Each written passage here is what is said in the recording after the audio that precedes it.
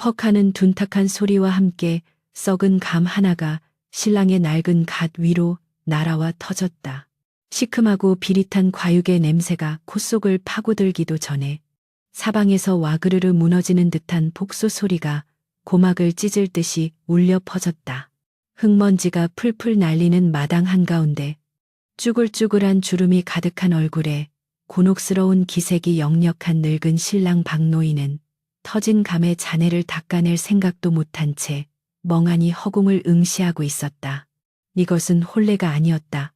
그것은 차라리 마을 사람들이 작정하고 버린 한바탕의 잔인한 구판이자 평생을 가난과 고독 속에 찌들어 살아온 늙은 사내와 세상의 모든 불행을 뒤집어 쓴 여인을 향한 조롱의 축제였다.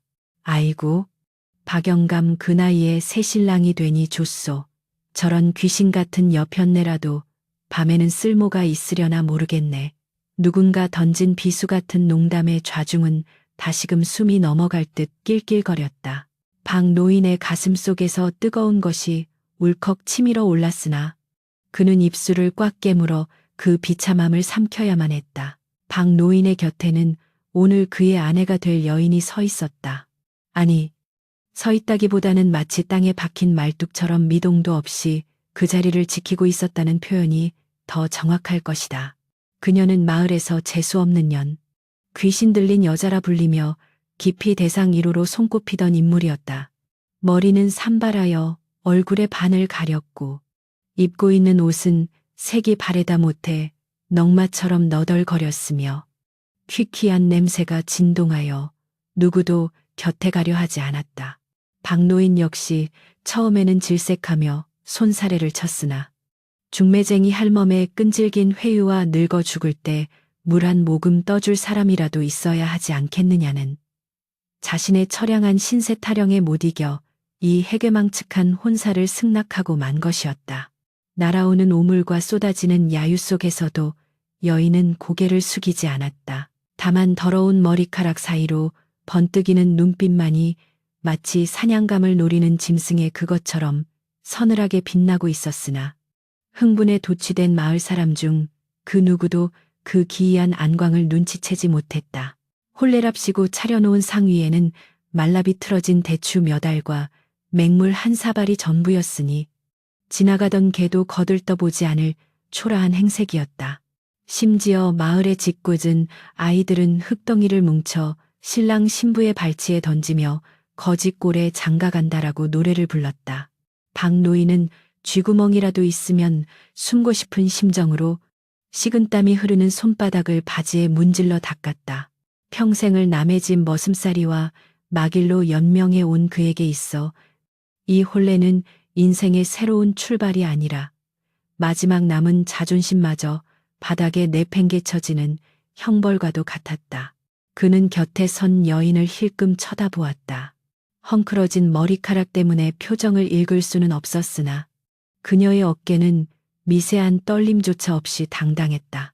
그 기이한 침묵이 박노인에게는 오히려 더 큰 공포와 불안으로 다가왔다. 내가 미쳤지. 노망이 들어도 단단히 들었어. 저런 여자를 데려다가 당최 무슨 꼴을 보려고 이 짓을 벌였단 말인가. 후회가 밀물처럼 밀려왔지만 이미 엎질러진 물이었다. 해는 서산으로 뉘엿뉘엿 넘어가고 지칠 줄 모르던 마을 사람들의 조롱도 어둠과 함께 하나둘 잦아들기 시작했다.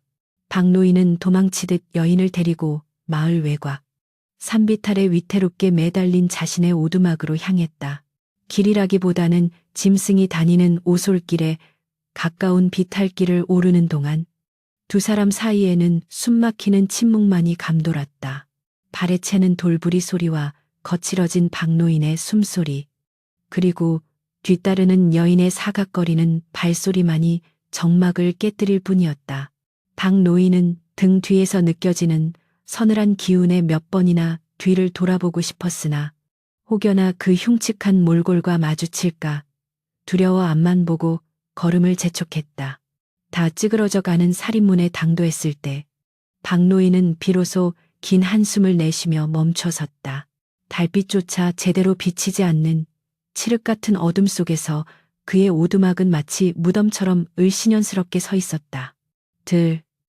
들어가세. 박노인이 떨리는 목소리로 겨우 한마디를 내뱉었다. 방 안은 냉골이었다. 밥감이 부족해 아궁이에 불을 지피지 못한 지가 며칠째인지 기억조차 나지 않았다. 박노인은 더듬거리는 손길로 부시도를 쳐서 희미한 등잔불을 밝혔다. 가물거리는 불빛 아래 드러난 방 안 풍경은 처참하기 그지없었다. 흙벽은 곳곳이 허물어져 있었고 바닥에 깔린 멍석은 쥐가 파먹어 너덜거렸다. 그 좁고 누추한 방 한가운데 여인이 짐짝처럼 털썩 주저앉았다.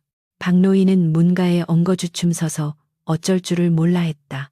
첫날 밤이라는 단어가 주는 설렘은커녕 정체를 알 수 없는 괴물과 한 방에 갇혔다는 공포심만이 그를 짓눌렀다. 여인은 여전히 아무런 말이 없었다. 그저 무릎 위에 두 손을 가지런히 모으고 앉아있을 뿐이었다. 박노인은 마른 침을 삼키며 조심스럽게 입을 열었다. 네, 물이라도 한 사발 떠오리다. 목이 탈 테니. 그는 대답도 듣지 않고 황급히 부엌으로 도망치듯 빠져나갔다. 부엌의 옹기 항아리에서 물을 퍼담는 박노인의 손이 심하게 떨렸다. 찬물을 벌컥벌컥 들이키고 나서야 간신히 정신이 좀 드는 듯 했다. 이제 어쩐다 저 여자를 데리고 어떻게 산단 말인가. 마을 사람들의 손가락질을 어찌 감당하고 온갖 걱정이 머릿속을 맴돌았지만 지금 당장은 저 방 안에 있는 여인과 이 밤을 보내야 한다는 사실이 가장 큰 문제였다. 그는 마음을 다잡고 깨진 바가지에 물을 담아 방으로 돌아왔다. 문을 열자 뜻밖의 광경이 그의 눈에 들어왔다. 여인이 쓰고 있던 너덜거리는 두건을 벗어 옆에 놓아두고 품속에서 꺼낸 작은 빗으로 헝클어진 머리카락을 빗어내리고 있었던 것이다. 등잔불의 그림자에 가려져 얼굴은 여전히 잘 보이지 않았으나 머리카락을 빗어 넘기는 그녀의 손동작은 기이할 정도로 우아하고 절도가 있었다. 그것은 평생 천대받으며 살아온 거리의 여인의 몸짓이 아니었다. 이리 와서 앉으십시오. 여인의 입에서 흘러나온 목소리는 박노인이 예상했던 쉰 목소리가 아니었다. 맑고 또렷하며 묘한 위엄마저 서려 있는 음성이었다. 박노인은 자신도 모르게 홀린 듯이 그녀의 맞은편에 무릎을 꿇고 앉았다. 가까이서 본 여인의 얼굴은 흙먼지로 얼룩져 있었지만 그 속에 박힌 두 눈동자는 마치 캄캄한 밤하늘에 뜬 별처럼 형형하게 빛나고 있었다. 박노인은 그 눈빛에 압도되어 숨조차 크게 쉴 수 없었다. 여인은 박노인이 가져온 물바가지를 받아들더니 소매 끝으로 입술을 가리고 조용히 목을 축였다. 그리고는 품에서 하얀 손수건을 꺼내 물에 적신 뒤 자신의 얼굴에 묻은 흙먼지를 천천히 닦아내기 시작했다. 묵은 때가 벗겨지면서 드러난 여인의 본래 얼굴은 비록 고생의 흔적으로 거칠어지긴 했으나 결코 추남이나 박색이 아니었다. 오히려 콧날이 오뚝하고 이마가 시원하여 귀티가 흐르는 인상이었다. 박노인은 넋을 잃고 그 광경을 바라보았다. 임자는 대체 누구요? 그가 멍하니 중얼거렸다. 여인은 젖은 손수건을 내려놓고 박노인을 정면으로 응시했다. 그 눈빛은 너무나도 강렬하여 박노인은 저절로 고개를 조아리고 싶은 충동을 느꼈다. 제 이름이나 과거는 중요하지 않습니다. 중요한 것은 오늘 제가 당신의 아내가 되었다는 사실이고 당신이 나의 지아비가 되었다는 것입니다. 여인의 말투는 단호했다. 그녀는 방 안을 천천히 둘러보더니 혀를 차는 대신 담담한 어조로 말을 이었다. 가난은 죄가 아니나 무지하고 게으른 것은 죄라 했습니다. 대개 살림살이가 이토록 공공한 것은 하늘이 버려서가 아니라 당신이 스스로의 가치를 모르고 세상의 조롱에 굴복하여 체념하고 살았기 때문입니다. 박노인은 마치 쇠망치로 머리를 얻어맞은 듯한 충격을 받았다. 평생 들어본 적 없는 뼈아픈 지적이었다. 감히 누가 이 늙고 가난한 노인에게 이런 말을 할 수 있었단 말인가. 네. 내가 게으르다니 나는 평생 뼈가 빠지도록 일만 했소. 남들 쉴 때 일하고 남들 잘 때도 일했단 말이오. 박노인이 억울함에 목소리를 높였다. 그러나 여인은 눈 하나 깜짝하지 않았다. 몸을 움직이는 것만이 일은 아닙니다. 생각 없이 남이 시키는 대로만 움직이는 것은 소나 말과 다를 바가 없습니다. 사람은 머리를 써야 하고 앞날을 내다보아야 하며 흙 속에서도 옥을 찾아내는 안목을 길러야 합니다. 여인은 자리에서 일어나 방구석에 처박혀 있던 낡은 낫을 집어들었다. 박노인은 기겁을 하며 뒤로 물러났다. 무슨 짓이오? 여인은 낱날을 손가락으로 튕기며 서늘하게 웃었다. 이 낫은 녹이 슬어 쓸모가 없어 보이나 숫돌에 갈면 다시 날카로워질 것입니다. 당신도 마찬가지입니다. 세상 사람들의 멸시에 녹이 슬어버렸을 뿐 본래의 날은 살아있을 것입니다. 제가 당신을 갈아드리겠습니다. 천하제일의 보검이 될지 아니면 부러진 쇠붙이가 될지는 두고 볼 일이지요. 그날 밤 두 사람은 합방 대신 긴 대화를 나누었다. 아니, 그것은 대화라기보다는 여인의 일방적인 가르침에 가까웠다. 여인은 박노인에게 마을 주변의 지세와 버려진 땅들의 위치, 물길의 흐름 등을 꼬치꼬치 캐물었다. 박노인은 처음에는 귀찮고 황당하여 대충 대답했으나 여인의 질문이 워낙 날카롭고 집요하여 점차 진지하게 기억을 더듬어 대답하기 시작했다. 마을 뒷산 너머에 자풀만 무성한 맷지대가 하나 있소. 땅이 질퍽거리고 돌이 많아 아무도 농사를 짓지 않는 버려진 땅이지요. 박노인의 말에 여인의 눈이 번쩍 뜨였다. 그 땅입니다. 날이 밝는 대로 그 땅의 주인을 찾아가 헐값에 사들이십시오. 아니, 그냥 준다고 해도 마다할 땅이니 문서를 받아오십시오. 박노인은 기가 찼다. 그 썩은 땅을 뭐에 쓴단 말이오. 농사도 못 짓는 땅을 여인은 단호하게 고개를 저었다. 보지 못하는 자에게는 썩은 땅이나 보는 자에게는 황금밭입니다.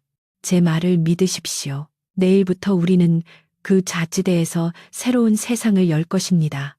새벽 닭이 울기 전 여인은 얇은 천이불을 개어놓고 박노인을 흔들어 깨웠다. 일어나십시오. 갈 길이 늡니다. 박노인은 부스스한 눈을 비비며 일어났다. 어제까지만 해도 죽지 못해 사는 인생이었는데 이 기묘한 여인을 만난 후로 알 수 없는 기운이 그를 휘감고 있었다. 그것은 두려움이기도 했고 생전 처음 느껴보는 기묘한 기대감이기도 했다. 박노인은 여인이 시키는 대로 낡은 지게를 짊어지고 밖으로 나갔다. 차가운 새벽 공기가 폐부 깊숙이 들어왔다. 여인은 앞장서서 어둠이 채 가시지 않은 산길을 성큼성큼 걸어갔다. 그녀의 뒷모습은 어제 혼례청에서 보았던 그 초라한 여인이 아니었다. 마치 전장에 나가는 장수처럼 비장하고 거대해 보였다. 박노인은 침을 꿀꺽 삼키며 그 뒤를 따랐다. 마을 사람들의 비웃음 소리가 귓가에 쟁쟁했지만 여인의 당당한 발걸음을 보며 그는 주먹을 불끈 쥐었다. 그래, 까짓것 한번 해보자. 귀신에 홀린 셈치고 따라가 보자. 박노인의 가슴 속에서 사그라들었던 불씨가 다시 타오르기 시작했다. 마을 뒷산 너머에 자리 잡은 습지는 마을 사람들에게 귀신웅덩이라 불리는 금단의 구역이었다. 사시사철 거치지 않는 희뿌연 안개가 수면 위를 맴돌았고 발을 잘못 디디면 허벅지까지 푹 빠져버리는 진흙탕이 끝도 없이 펼쳐져 있었다. 무엇보다 코를 찌르는 썩은 갈대 냄새와 고여있는 물비린내가 진동하여 산짐승조차 피해가는 죽음의 땅이었다. 박노인은 지게를 내려놓으며 망연자실한 표정으로 그 광활한 못을 바라보았다. 임자, 제정신이오. 여길 산단 말이오. 이건 땅이 아니라 그냥 물구덩이요. 농사는커녕 집 한 채 지을 수 없는 곳이란 말이오. 그의 목소리에는 울분과 허탈함이 섞여 있었다.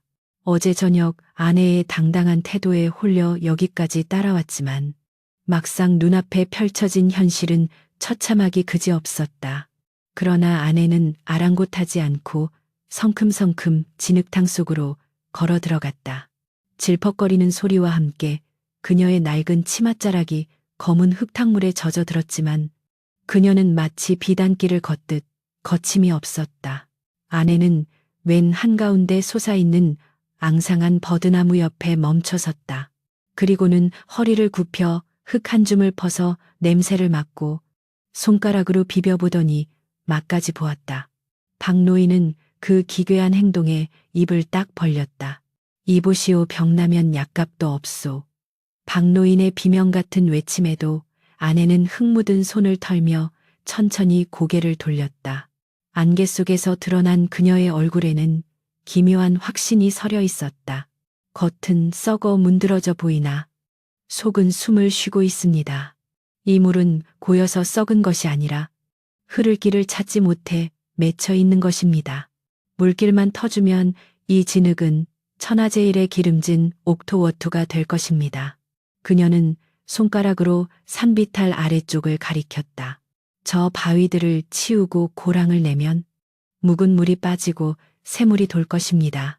서방님, 저를 믿고 당장 최부자 댁으로 가서 이 땅 문서를 받아오십시오. 쌀 한 뼘박이면 충분할 것입니다. 최부자 댁 사랑방에서는 웃음꽃이 피었다. 아니, 박영감 자네, 드디어 노망이 났는가. 그 썩은 웅덩이를 사서 뭘 하겠다고 기름진 얼굴에 거만한 미소를 띤 최부자가 곰방대를 두드리며 비아냥거렸다. 사랑방에 모여있던 동네 건달들도 킬킬거리며 거들었다. 새장가 들더니 그 마녀 같은 여편네한테 홀려도 단단히 홀렸구먼. 귀신 구판이라도 버리려나 보지. 박노인은 얼굴이 벌개져서 고개를 들 수 없었다. 수치심에 당장이라도 자리를 박차고 나가고 싶었으나 아내의 서늘한 눈빛이 떠올라 차마 그럴 수 없었다. 그는 품속에 넣어온 쭈글쭈글한 쌈지에서 꼬깃꼬깃 모아둔 엽전 몇 덩을 꺼내 놓았다. 그냥 거저 주기는 못할 테니 이거라도 받으십시오. 제 전 재산입니다. 최 부자는 엽전을 곁눈질로 훑더니 콧방귀를 뀌며 땅 문서를 던져주었다. 옛다. 가져가라. 나중에 물러달라고 뗐으면 멍석마리를 시킬 테니 그리 알아. 박노인은 도망치듯 문서를 챙겨 나왔다. 등 뒤로 쏟아지는 조롱 소리가 비수처럼 등에 꽂혔다. 문서를 받아들고 도시로 돌아왔을 때 박노인은 눈을 의심했다. 아내는 그새 치마를 걷어 올리고 허리춤에 동여맨 채 남자도 들기 힘든 바위덩이들을 맨손으로 파내고 있었다. 그녀의 가는 팔뚝에 힘줄이 불끈 솟아 있었고 이마에는 땀방울이 송골송골 맺혔다. 오셨습니까? 아내는 박노인을 보더니 잠시 일손을 멈추고 문서를 확인했다. 잘하셨습니다. 이제 이 땅은 우리의 것입니다. 누구도 뺏을 수 없는 우리만의 왕국입니다. 그녀의 목소리에는 희열이 담겨 있었다. 박노인은 멍하니 서 있다가 무언가에 홀린 듯 지게를 벗어던지고 삽을 집어들었다. 에라 모르겠다. 기왕 저지른 일, 죽기 아니면 까무러치기다. 두 사람은 말없이 땅을 파기 시작했다. 해가 중천에 뜨고 다시 서산으로 기울 때까지 쉼없는 삽질이 이어졌다. 손바닥에 물집이 잡히고 터져 피가 흘렀지만 아내는 신음소리 한 번 내지 않았다. 작업은 단순한 노동이 아니었다. 그것은 자연과의 싸움이자 치밀한 전략 전술이었다. 아내는 무작정 땅을 파는 것이 아니라 지형의 높낮이를 이용해 물길을 유도했다. 여기가 혈쉐입니다. 이 바위를 깨뜨리면 막혀있던 기운이 뚫릴 것입니다. 그녀가 지목한 곳을 파내면 어김없이 시커먼 물이 콸콸 쏟아져 나왔다. 박노인은 평생 농사일을 해왔지만 흙과 물의 이치를 이토록 꿰뚫고 있는 사람은 본 적이 없었다. 그녀는 단순한 여인네가 아니었다. 마치 땅의 신과 대화하는 무녀 같기도 하고 병법에 통달한 장수 같기도 했다. 마을 사람들이 지나가며 미친 부부가 진흙탕에서 춤을 춘다며 손가락질을 해댔지만 두 사람은 들은 채도 하지 않았다. 박노인은 점차 아내의 지시에 따라 움직이는 것에 익숙해졌다. 처음에 의구심은 경이로움으로 그리고 점차 존경심으로 바뀌어 가고 있었다. 해질녘 두 사람은 흙투성이가 된 채 오두막으로 돌아왔다. 온몸이 쑤시고 팔다리가 떨어져 나갈 것 같았지만 아내는 쉬지 않고 부엌으로 향했다. 주변에서 캐온 이름 모를 풀뿌리와 나물을 넣고 끓인 죽 한 사발이 저녁의 전부였다. 그러나 그 맛은 기가 막혔다. 씁쓸하면서도 달짝지근한 맛이 도는 것이 지친 몸에 활력을 불어넣는 듯했다. 이것은 무엇이오? 박노인이 묻자 아내는 희미하게 미소 지었다. 다 가장자리에 자라는 약초들입니다. 사람들은 잡초인 줄 알고 베어버리지만 독을 없애고 기력을 돋우는 데는 산삼 못지않습니다. 버려진 땅에는 버려진 보물들이 숨어있는 법이지요. 밥을 먹은 후 아내는 박노인의 터진 손바닥을 따뜻한 물로 씻겨주고 천으로 감싸주었다. 거친 손길이었지만 그 속에는 말로 표현할 수 없는 따스함이 배어 있었다. 박노인은 코끝이 찡해짐을 느꼈다. 평생 혼자 외로이 지내온 그에게 누군가 자신의 상처를 어루만져 준다는 것은 처음 겪어보는 감동이었다. 그렇게 한 달, 두 달이 지났다. 계절이 바뀌고 찬바람이 불기 시작했지만 부부의 개간 작업은 멈추지 않았다. 마을 사람들의 비웃음도 이제는 지겨워졌는지 관심조차 두지 않게 되었다. 박노인의 몸은 눈에 띄게 변해 있었다. 구부정하던 허리가 펴지고 앙상하던 팔다리에는 단단한 근육이 붙었다. 무엇보다 눈빛이 달라졌다. 예전의 패배감에 젖은 흐리멍덩한 눈이 아니라 목표를 가진 사내의 강인한 눈빛으로 변모한 것이다. 어느 날 새벽, 여느 때처럼 작업장에 나간 박노인은 깜짝 놀라 주저앉을 뻔했다. 밤새 내린 비에 탐이 넘칠 줄 알았는데 오히려 물이 쫙 빠져 바닥이 드러나 있었던 것이다. 아내가 설계한 수로를 따라 검은 흙탕물이 콸콸 빠져나가고 그 자리에는 거무튀튀하지만 윤기가 흐르는 찰진 흙이 속살을 드러내고 있었다. 보십시오. 서방님, 언제 왔는지 아내가 뒤에 서 있었다. 그녀의 목소리는 차분했지만 떨리고 있었다. 드디어 땅이 숨을 쉬기 시작했습니다. 박노인은 떨리는 발로 드러난 땅을 밟아보았다. 질퍽거리며 발이 빠지던 예전의 그 냄이 아니었다. 발바닥을 단단하게 받쳐주는 생명력이 넘치는 진짜 땅이었다. 썩은 냄새는 사라지고 비옥한 흙내음이 코끝을 스쳤다. 박노인은 바닥에 넙죽 엎드려 흙을 움켜쥐었다. 세상에 이런 일이. 그의 눈에서 뜨거운 눈물이 뚝뚝 떨어져 흙을 적셨다. 최 부자가 버린 땅, 마을 사람들이 침을 뱉던 땅이 황금보다 귀한 옥토로 변한 것이다. 아내는 조용히 박노인의 어깨에 손을 올렸다. 이제 시작입니다. 이 땅에 씨를 뿌리면 그 어떤 흉년이 와도 마르지 않을 것입니다. 우리는 세상이 보란 듯이 일어설 것입니다. 소문은 발 없는 말이 되어 천리를 갔다. 박노인네 쇳지대가 옥토로 변했다는 소식은 순식간에 온 마을을 뒤흔들었다. 구경꾼들이 몰려와 입을 다물지 못했다. 저게 정말 그 귀신 웅덩이 맞아. 세상에, 흙 색깔 좀 봐. 기름을 부어놓은 것 같네. 사람들의 수군거림 속에는 질투와 시기가 섞여 있었다.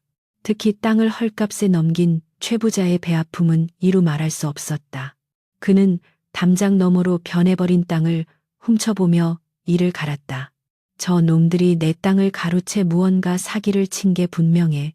내 저 요물 같은 년과 늙은이를 가만두지 않겠다. 최 부자의 눈에 탐욕스러운 도끼가 서렸다. 그러나 박노인 부부는 아랑곳하지 않고 첫 농사를 준비했다. 아내는 벽실을 고르는 법부터 남달랐다. 소금물에 벽실을 띄워 쭉정이를 골라내고 산에서 캐온 약초 삶은 물에 씨앗을 담가 소독했다. 남들과 똑같이 해서는 남들보다 잘 살 수 없습니다. 아내의 지로는 확고했다. 첫 모내기가 시작되던 날, 아내는 기이한 제안을 했다. 모를 심을 때 줄을 맞추지 말고 듬성듬성 심으십시오. 박노인은 또다시 의아해했다. 아니, 빽빽하게 심어야 나락이 많이 열리지 않겠소. 아내는 고개를 저었다. 바람이 통하고 햇볕이 들어야 알곡이 찹니다. 욕심을 부려 빽빽하게 심으면 병충해만 들끓고 쭉정이만 남습니다. 비움이 곧 채움인 것을 아셔야 합니다. 박노인은 이제 아내의 말이라면 밭으로 매주를 캤다 해도 믿을 기세였다. 그는 아내의 말대로 널찍하게 모를 심었다. 주변 논이 농부들은 혀를 찼다. 칠칠, 땅이 아까워서 저러나 절에서야 쌀 한 가만이나 건지겠어. 하지만 박노인은 묵묵히 허리를 숙였다. 그의 귀에는 사람들의 비웃음 소리 대신 찰랑거리는 물소리와 벼가 자라나는 소리만이 들리는 듯했다. 진흙 속에서 건져 올린 진주가 이제 막 빛을 발하려 하고 있었다. 그러나 빛이 강할수록 그림자도 짙어지는 법. 그들의 행복을 노리는 검은 그림자가 서서히 다가오고 있음을 그때는 아무도 알지 못했다. 하늘이 노했다. 그것 말고는 달리 설명할 길이 없는 재앙이었다. 지난 겨울, 눈이 오지 않아 걱정하던 노인들의 한숨이 채 가시기도 전에 봄 가뭄이 닥쳤고 여름이 되자 태양은 마치 이 땅의 모든 물기를 말려 죽이기로 작정한 듯 맹렬한 기세로 타올랐다. 논바닥은 거북이 등껍질처럼 쩍쩍 갈라져 사람의 발목이 빠질 지경이었고 마을에 젖줄이던 개울은 바닥을 드러내어 허연 자갈만이 뒹굴었다. 물 좀 주시오. 마을 곳곳에서 신음소리가 터져 나왔다. 아이들은 배가 고파 물기력조차 잃고 흙을 주워 먹다. 배탈이나 쓰러졌고 어른들은 마른 침을 삼키며 하늘만 원망스럽게 올려다보았다. 기우제를 지내며 돼지 머리를 바치고 무당이 구슬해도 야속한 하늘엔 솜털 구름 한 점 지나가지 않았다. 대지는 타들어가고 인심은 흉흉해져 물 한 바가지를 놓고 이웃끼리 납부림이 일어나는 아비규환의 세상이 도래한 것이다. 그러나 박노인의 논만은 딴 세상이었다. 마을 사람들이 귀신 웅덩이라며 침을 뱉던 그 텐지대 개간지에는 기이하게도 푸른 생명이 넘실대고 있었다. 아내가 찾아낸 땅속 깊은 곳의 수맥 쉬맥은 마르지 않는 샘물이었다. 남들의 논이 타들어갈 때 박노인은 아내의 지시에 따라 수로를 열어 차가운 지하수를 논으로 흘려보냈다. 콸콸 쏟아지는 물소리는 가뭄에 지친 마을, 사람들의 귀에는 마치 천둥 소리처럼 경이롭고도 질투나는 소리였다. 더욱 놀라운 것은 벼의 상태였다. 모내기 때 땅이 아까운 줄 모른다며 비웃음을 샀던 그 듬성듬성한 심기가 신의 한 수가 되었다. 빽빽하게 심은 다른 집의 벼들은 뿌리가 엉켜 서로 물을 빨아들이려다 말라 비틀어졌지만 박노인네 벼들은 넉넉한 공간 덕분에 뿌리를 깊고 넓게 내려 가뭄을 버텨낸 것은 물론 햇볕을 골고루 받아 이삭이 어린아이 팔뚝만큼 굵고 실하게 연그러 있었다. 이게 꿈인가 생시인가. 박노인은 논두렁에 앉아 누렇게 익어가는 황금 들판을 바라보며 자신의 뺨을 꼬집었다. 사방이 잿빛 죽음의 땅인데 오직 이곳만이 풍요로운 황금빛 섬처럼 빛나고 있었다.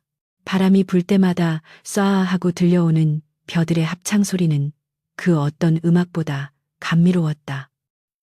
그때 아내가 새참 광주리를 이고 다가왔다. 그녀의 얼굴은 검게 그을렸지만 눈빛은 그 어느 때보다 깊고 고요했다. 보십시오. 서방님, 하늘은 스스로 돕는 자를 돕는다지 않습니까? 남들이 하늘만 쳐다볼 때 우리는 땅을 팠고 남들이 욕심을 부릴 때 우리는 비웠습니다. 이것이 그 대가입니다. 박노인은 아내의 손을 덥석 잡았다. 거칠고 투박한 손이었지만 그에게는 부처님의 손길보다 더 귀하게 느껴졌다. 임자. 다 임자 덕분이오. 내 평생 이런 호사는 처음이오. 추수철이 되자 그 차이는 더욱 극명해졌다. 마을의 다른 농가들은 낫을 댈 것도 없이 쭉정이만 남은 벼들을 보며 통곡했지만 박노인 부부는 낫질이 힘들 정도로 무겁게 고개 숙인 벼들을 베어 넘겼다. 탈곡기 돌아가는 소리가 밤낮 없이 이어졌다. 소문은 바람을 타고 인근 고을은 물론 저 멀리 관아에까지 퍼져나갔다. 박노인네 논에서 쌀이 쏟아지는데 일반 쌀이 아니라 임금님 수라상에나 오를 법한 기름진 쌀이라더라. 쌀장수들이 문전성시를 이루었. 흉년이라 쌀값이 금값이 된 상황에서 박노인네 쌀은 부르는 게 값이었다. 마당 한가운데 쌀가마니가 산처럼 쌓여갔다. 평생 엽전한 꾸러미 쥐어보지 못했던 박노인의 손에 평생을 쓰고도 남을 만큼의 거금이 들어왔다. 은전과 엽전이 담긴 자루가 방 안에 그득하여 발 디딜 틈이 없을 지경이었다. 하지만 박노인은 마냥 기뻐할 수만은 없었다. 사리문 밖을 서성이는 마을 사람들의 대탄 눈빛 때문이었다. 개 중에는 예전에 박노인에게 오물을 던졌던 자들도 있었고 지대를 샀을 때 비웃던 자들도 있었다. 그들은 이제 비굴한 표정으로 쌀 한 뼘방만 적선해달라고 애원하고 있었다. 박노인의 마음이 약해졌다. 임자, 우리 곡간을 좀 푸는 게 어떻겠소? 마을 사람들이 다 굶어 죽게 생겼는데 우리만 배불리 먹기가 참으로 민망하구려. 박노인이 조심스럽게 물었다. 그러나 아내는 단호하게 고개를 저었다. 아직은 때가 아닙니다. 그녀의 목소리는 차가울 정도로 냉정했다. 지금 쌀을 나누어 주면 그들은 고마워하기는커녕 당연하게 여길 것입니다. 그리고 쌀이 떨어지면 다시 와서 내놓으라고 행패를 부릴 것입니다. 가난한 자를 돕는 것은 덕더이나 준비되지 않은 적선은 독도이 됩니다. 아내의 뜻은 따로 있었다. 그녀는 벌어들인 돈을 허투루 쓰지 않았다. 쌀을 팔아 모은 돈으로 그녀는 다시 땅을 사들였다. 흉년에 먹을 것이 없어 헐값에 나온 문전옥답들이었다. 특히 박노인을 조롱하며 치지대를 팔아치웠던 최 부자네 땅이 주요 목표였다. 최 부자는 방만한 생활과 흉년이 겹쳐 가세가 급격히 기울고 있었다. 빚쟁이들에게 시달리던 최 부자는 울며 겨자 먹기로 자신의 알짜배기 논밭을 내놓았고 아내는 대리인을 시켜 그 땅들을 하나하나 사모았다. 호랑이를 잡으려면 호랑이 굴로 들어가야 하고 세상을 바꾸려면 힘을 가져야 합니다. 우리가 진정한 주인이 되었을 때 그때 베풀어도 늦지 않습니다. 아내는 밤마다 장부를 정리하며 박노인에게 세상 돌아가는 이치를 가르쳤다. 돈을 다루는 법, 사람을 부리는 법, 그리고 때를 기다리는 법. 박노인은 아내의 치밀함과 원대함에 혀를 내둘렀다. 그녀는 단순한 농사꾼의 아내가 아니라 난세의 영웅과도 같은 기질을 가지고 있었다. 어느 날 밤 잠자리에 들기 전 아내가 조용히 입을 열었다. 서방님, 내일은 장터에 나가 비단을 좀 끊어오십시오. 박노인이 눈을 동그랗게 떴다. 비단 임자 옷에 입으려고 아내는 고개를 저으며 묘한 미소를 지었다. 아니요, 서방님 옷입니다. 그리고 갓도 새로 맞추고 가죽신도 좋은 것으로 사십시오. 박노인은 손사래를 쳤다. 아이고, 내 주제에 무슨 비단옷이오. 나는 무명옷이 편하오. 그러자 아내의 표정이 엄해졌다. 사람은 입은 옷으로 평가받는 법입니다. 이제 서방님은 천한 머슴이 아니라 이 고을에서 제일 가는 지주 디주이십니다. 겉모습이 초라하면 아무리 재물이 많아도 사람들은 속으로 깔보고 덤벼듭니다. 위엄을 갖추십시오. 그래야 지킬 수 있습니다. 박노인은 아내의 말에 꼼짝없이 따를 수밖에 없었다. 다음 날 박노인이 번듯한 도포에 갓을 쓰고 장터에 나타나자 사람들이 홍해 갈라지듯 길을 비켰다. 며칠 전까지만 해도 바깥놈이라 부르던 상인들이 굽신거리며 박대감님이라 호칭을 바꿨다. 박노인은 낯설고 어색했지만 한편으로는 가슴 벅찬 희열을 느꼈다. 이것이 바로 아내가 말한 힘이구나. 단순히 돈이 많은 것과는 다른 사람을 압도하는 기운. 그는 허리를 곧게 펴고 뒷짐을 지고 걸었다. 이제 누구도 그에게 썩은 감을 던질 수 없었다. 하지만 호사다마 허시도 뭐라 했던가. 그들의 승승장구를 배아파하며 어둠 속에서 일을 가는 무리가 있었다. 최 부자였다. 그는 자신의 땅이 모조리 박노인네 소유가 되었다는 사실을 뒤늦게 알고 분노의 치를 떨었다. 감히 그 천한 것들이 내 땅을 가로채 내 가문을 능멸해 절대 가만두지 않겠다. 최 부자는 마을의 건달들과 쑥덕공론을 벌였다. 저 여편네가 보통 내기가 아니야. 분명 요사스러운 술수를 쓴 게 틀림없어. 지지대에서 쌀이 쏟아지는 것도 그렇고 가뭄을 피해가는 것도 그렇고. 그래, 마녀다 요물이야. 최 부자의 눈에 탐욕과 광기가 번들거렸다. 관아에 고변을 넣자 요망한 술법으로 사람들을 홀리고 재물을 긁어모은다고. 사또는 뇌물이라면 사족을 못 쓰는 위인이니 쌀 몇 가마니 찔러주면 당장 저것들을 잡아들일 게야. 음모는 은밀하고도 신속하게 진행되었다. 마을 사람들 사이에서도 이상한 소문이 돌기 시작했다. 박노인네 마누라가 밤마다 템에서 귀신을 불러낸다더라. 그 쌀을 먹으면 귀신이 들린다더라. 시기와 질투에 눈먼 사람들은 터무니없는 소문을 사실처럼 받아들였다. 어느 날 늦은 밤, 박노인 부부가 밥상을 물리고 있을 때였다. 밖에서 우르르 하는 발소리와 함께 거친 고함이 들려왔다. 죄인 박 아무개와 그 처를 당장 포박하라. 살인문이 부서져라 열리고 관아의 포졸들이 들이닥쳤다. 횃불의 붉은 불빛이 마당을 가득 메웠고 그 뒤로 최 부자가 비열한 웃음을 흘리며 서 있었다. 박노인은 사색이 되어 벌벌 떨었지만 아내는 태연하게 숟가락을 내려놓고 옷매무새를 다듬었다. 호들갑 떨것없습니다. 죄 지은 것이 없으니 꿀릴 것도 없지요. 그녀는 떨고 있는 박노인의 손을 꽉 잡아주었다. 저를 믿으십시오. 그리고 당당하십시오. 당신은 이제 죄인이 아니라 이 마을의 주인입니다.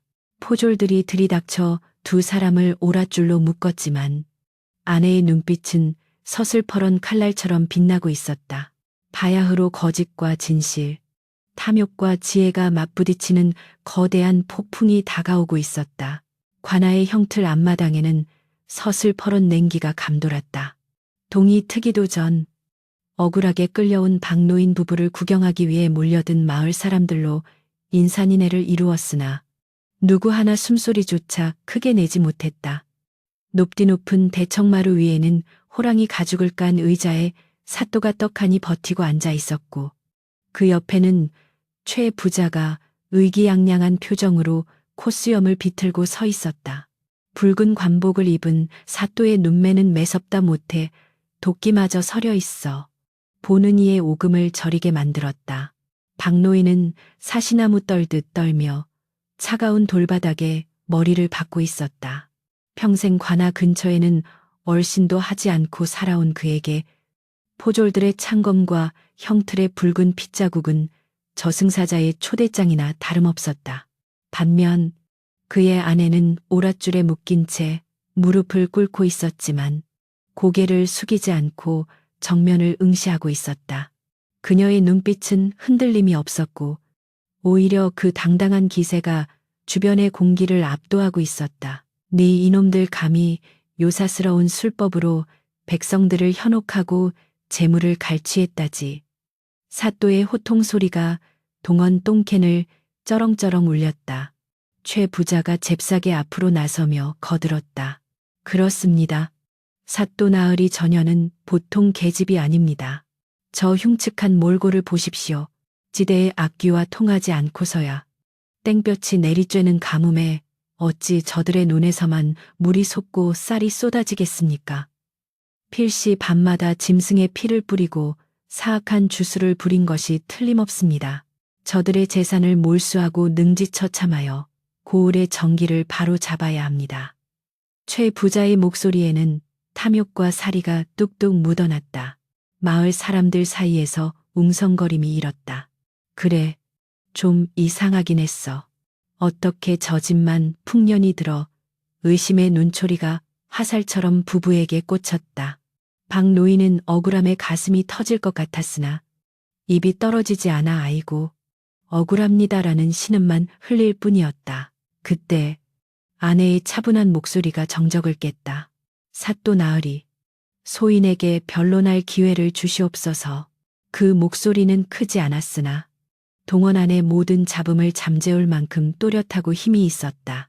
사또는 기가 찬 듯 코웃음을 쳤다. 요물이 혓바닥까지 놀리려 드느냐. 네 죄를 네가 알렸다. 그러나 아내는 물러서지 않았다. 죄가 있다면 달게 받겠으나 죄가 무엇인지도 모르고 죽는다면 원기가 되어 이 고을을 떠나지 않을까 두렵사옵니다. 원기라는 말에 사또의 눈썹이 꿈틀했다. 미신을 맹신하는 사또의 약점을 찌른 것이다. 좋다. 어디 한번 짓거려 보아라. 허나 터무니없는 변명이라면 당장 주리를 틀 것이다. 허락이 떨어지자 아내는 천천히 입을 열었다. 그녀의 시선은 사또를 지나 최 부자를 향했다. 최 부자 어른께 묻겠습니다. 제가 산 그 땅, 원래는 어른의 땅이었지요. 그 땅이 썩은 물구덩이라 하여 헐값에 파시지 않으셨습니까? 최 부자는 흠칫 놀랐으나 이내 뻔뻔하게 대꾸했다. 그렇다 내년이 하도 졸라대서 적선하는 셈치고 던져준 것이다. 아내는 옅은 미소를 지었다. 만약 제가 요술을 부려 땅을 비옥하게 만들었다면 그 땅을 판 최 부자 어른은 요술을 부릴 재료를 저에게 제공한 공범이 아니옵니까? 또한 그 땅이 저주받은 땅이었다면 어찌하여 어른께서는 수십 년간 그 땅을 소유하고 계셨습니까? 어른의 집안이 기운 것도 혹시 그 땅의 저주 때문이라 믿으시는지요? 최 부자의 얼굴이 불그락푸르락 변했다. 논리가 정연하여 반박할 말이 궁색해진 탓이었다. 아내는 숨 쉴 틈도 주지 않고 말을 이었다. 농사는 하늘이 짓는 것이 반이요. 사람이 짓는 것이 반이라 했습니다. 사또 나으리, 저의 손을 보시옵소서. 그녀가 묶인 손을 들어 올리자 손바닥에 굳은 살이 박히다 못해 거북이 등처럼 갈라진 처참한 모습이 드러났다. 이것이 요술을 부린 손입니까? 아니면 흙을 파고 돌을 나른 손입니까? 저희 부부는 남들이 잠든 시간에 일어나 수로를 팠고 남들이 쉴 때 잡초를 뽑았습니다.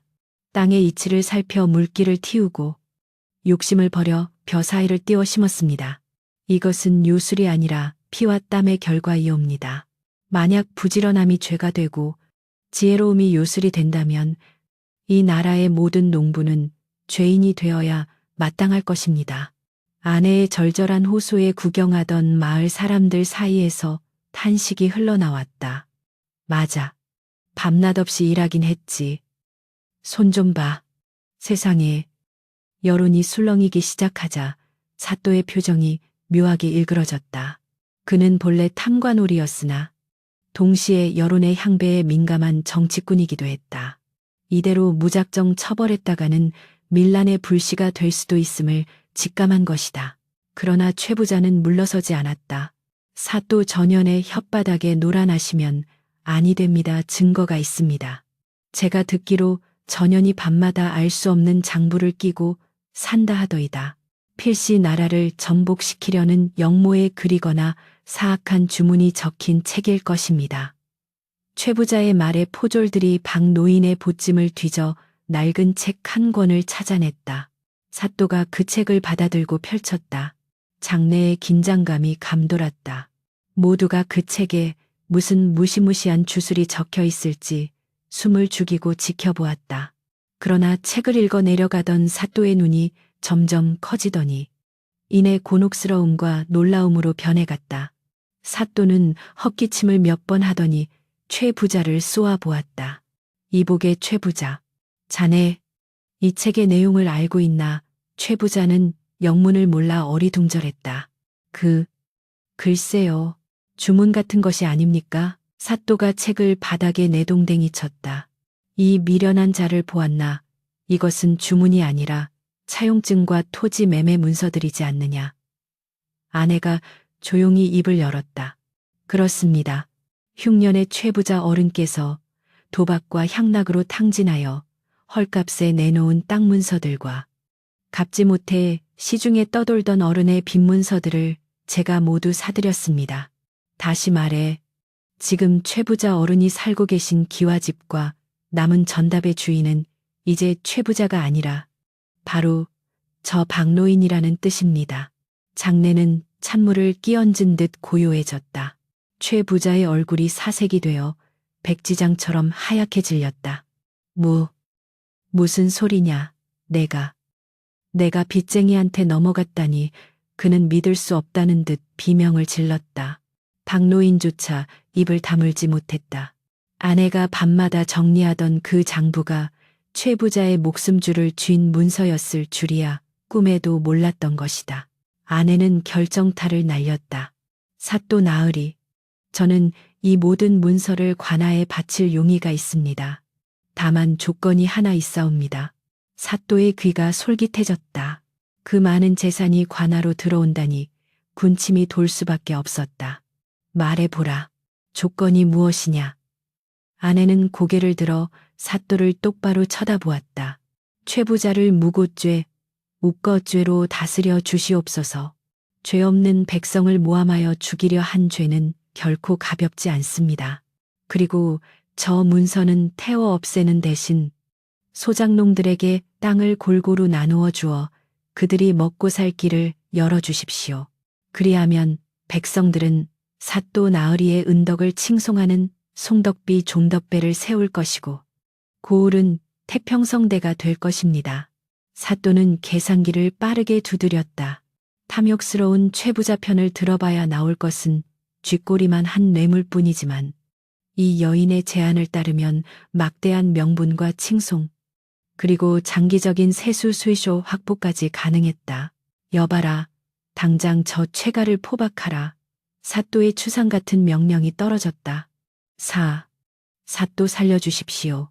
제가 눈이 멀어 잠시 미쳤나 봅니다. 최부자가 사또의 바짓가랑이를 잡고 늘어졌으나 포졸들의 몽둥이 찜질에 비명만 지르며 끌려나갔다. 네 이놈 남을 해하려 한 자는 제 꾀에 제가 넘어가는 법이다. 무고죄가 얼마나 무거운지 똑똑히 보여주마. 형틀의 주인은 순식간에 바뀌었다. 박노인 부부의 오랏줄이 풀렸다.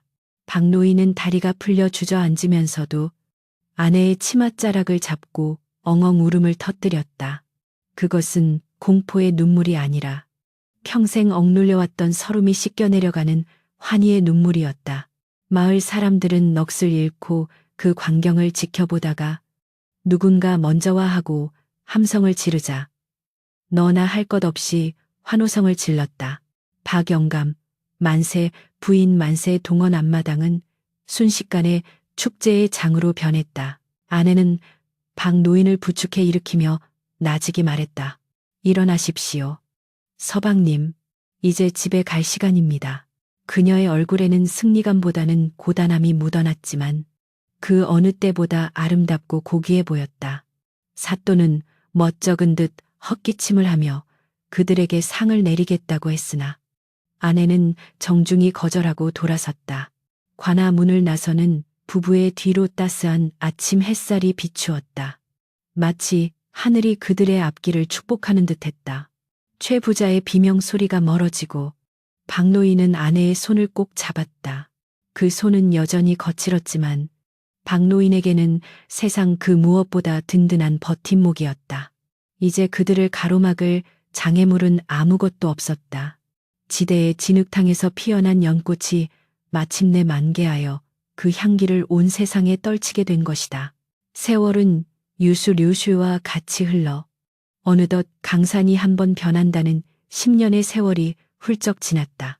과거 귀신이 나온다 하여 사람들의 발길이 끊겼던 그 음산한 태지대는 이제 만복망후의 들판이라 불리는 고을에서 가장 비옥하고 아름다운 농토로 변모해 있었다. 황금빛 벼 이삭이 끝도 없이 펼쳐진 들판 한가운데에는 대궐 부럽지 않은 99칸 기와집이 웅장하게 자리 잡고 있었으니 바로 박노인 부부의 보금자리였다. 박노인은 이제 박찬봉 영감이라 불리며 고을의 어른으로 추앙받고 있었고 그의 아내는 지의 부인이라 불리며 인근 아낙네들의 존경을 한 몸에 받고 있었다. 과거 썩은 감을 던지며 조롱하던 마을 사람들은 이제 박찬봉댁 대문 앞을 지날 때마다 깊이 허리를 숙여 예를 표했고 그들의 입에서는 박노인 부부의 덕행을 칭송하는 노래가 끊이지 않았다. 그것은 단순한 재력에 대한 굴복이 아니라 진심 어린 존경에서 우러나온 변화였다. 박찬봉댁 사랑채 앞마당에는 매일 아침 거대한 가마솥이 내걸렸다. 흉년이 들거나 보릿고개가 닥쳐 굶주리는 이웃들을 위해 부부가 마련한 무료 급식소였다. 어서들 와서 드시게. 배고픔에 장사 없는 법이야. 박노인은 뒷짐을 지고 허허 웃으며 국밥을 퍼주는 하인들을 독려했다. 예전 같으면 쌀 한 톨이 아까워 벌벌 떨었을 그였지만 아내의 가르침을 통해 진정한 부부란 곳간을 채우는 것이 아니라 사람의 마음을 얻는 것임을 깨달은 덕분이었다. 줄을 선 사람들 중에는 과거 박노인에게 침을 뱉었던 김서방도 있었고 흙덩이를 던지던 이씨네 아들도 있었다. 그들은 고개를 들지 못한 채 눈물을 흘리며 국밥을 받아들었고 박노인은 그들의 등을 두드려주며 지난날의 악연을 씻어내렸다. 원수를 은혜로 갚는다는 말이 바로 이곳에서 실현되고 있었으니 고을 사람들은 박찬봉 부부를 살아있는 보살이라 칭송했다. 그러던 어느 눈 내리는 겨울밤 대문 밖에서 기척이 들려왔다. 하인이 나가보니 거지 행색을 한 노인이 추위에 떨며 쓰러져 있었다. 박노인이 직접 나가 등불을 비춰보니 놀랍게도 그는 과거 고을 최고의 부자였던 최부자였다. 재산을 모두 잃고 관아에서 곤장을 맞은 뒤 쫓겨나 떠돌이가 된 그는 이제 짐승보다 못한 몰골로 옛 소작인의 집 앞에 엎드려 있었다. 박노인의 눈썹이 꿈틀했다. 지난날의 수모와 모함이 떠올라 순간적으로 울화가 치밀었으나 곁에 있던 아내가 조용히 그의 옷자락을 잡았다. 서방님, 죽어가는 사람입니다. 미움은 산 사람에게나 하는 것이지 죽음 앞에서는 모두가 평등한 법입니다. 아내의 말에 박노인은 깊은 한숨을 내쉬고는 하인들에게 명했다. 안으로 들이거라. 따뜻한 방을 내어주고 요깃거리를 주어라. 최 부자는 뜨거운 국물을 받아 마시며 통곡했다. 다경감. 아니, 대감님.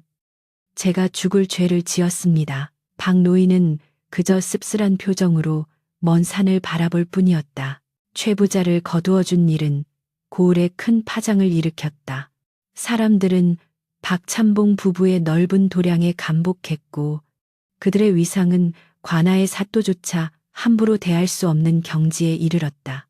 그러나 박노인에게 있어 세상의 명예보다 더 큰 기쁨은 안채에서 들려오는 아이들의 웃음소리였다.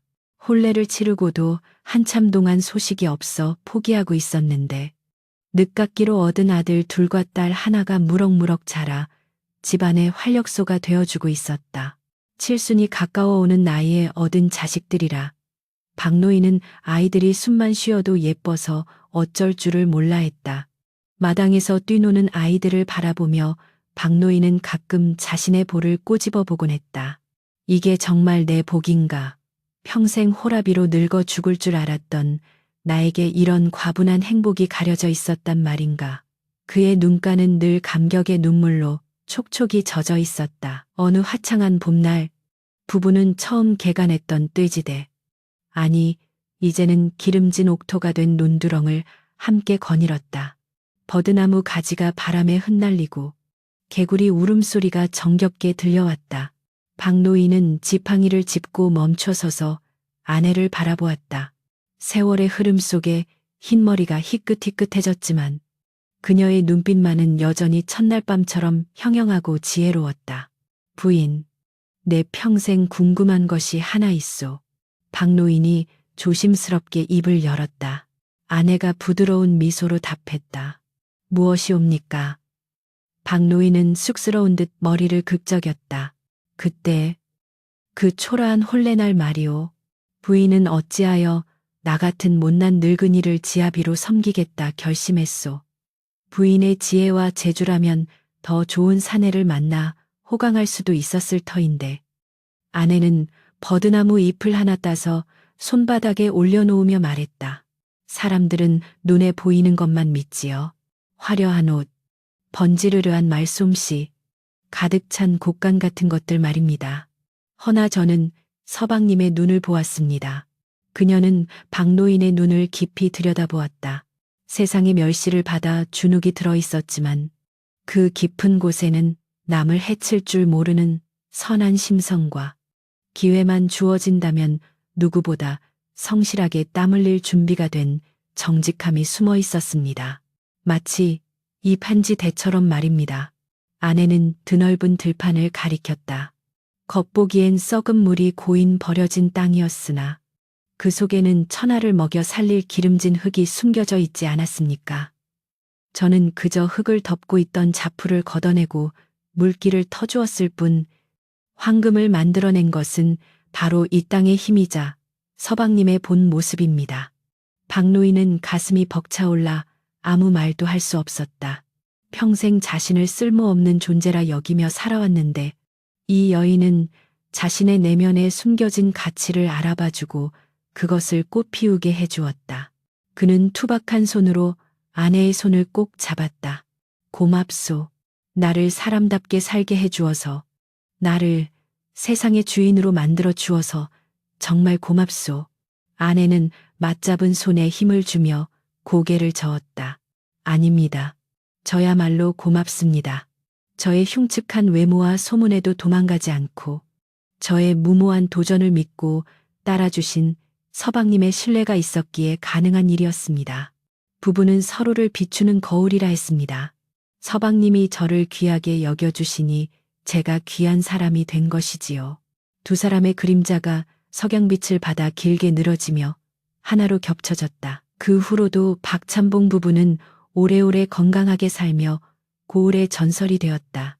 그들이 세상을 떠난 뒤에도 마을 사람들은 그 직지대 논을 박찬봉댁 보물단지라 부르며 신성시했고 가뭄이 들거나 마을에 어려움이 닥치면 그들의 묘소를 찾아가 지혜를 구했다. 박노인 부부의 이야기는 입에서 입으로 전해지며 후대 사람들에게 큰 가르침을 남겼다. 진정한 보물은 땅속에 묻힌 금이 아니라 사람의 마음속에 깃든 성실함과 지혜라는 것. 그리고 겉모습만 보고 사람을 판단하는 것이 얼마나 어리석은 일인가를 일깨워주는 교훈으로 남게 되었다. 어느 늙은 이야기꾼이 주막에서 아이들에게 이 이야기를 들려줄 때면 마지막에 항상 이렇게 덧붙였다고 한다. 그러니 명심하거라.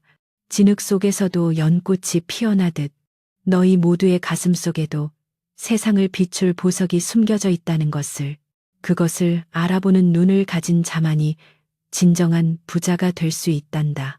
달빛이 유난히 밝은 밤, 바람이 대나무 숲을 스치며 사각거리는 소리가 마치 박노인 부부가 나누는 정겨운 담소 소리처럼 들려왔다. 세상의 편견을 이겨내고 스스로 운명을 개척한 두 사람의 위대한 사랑과 인생 역전의 드라마는 그렇게 고요한 달빛 아래 영원히 빛나는 전설로 남게 되었다.